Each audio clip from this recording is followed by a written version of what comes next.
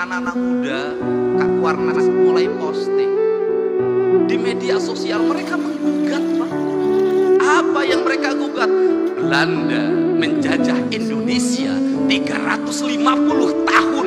Gunung masih utuh, samudra masih terbentang luas, sungai-sungai jernih. Dia meninggalkan perkebunan yang terhampar, bangunan-bangunan yang indah, gedung-gedung yang kokoh, jalan-jalan yang kuat, jembatan kereta api yang kokoh. Indonesia merdeka 80 tahun.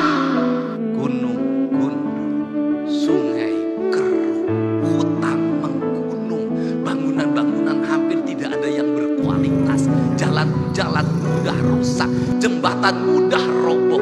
Pertanyaannya adalah, siapa yang penjajah itu?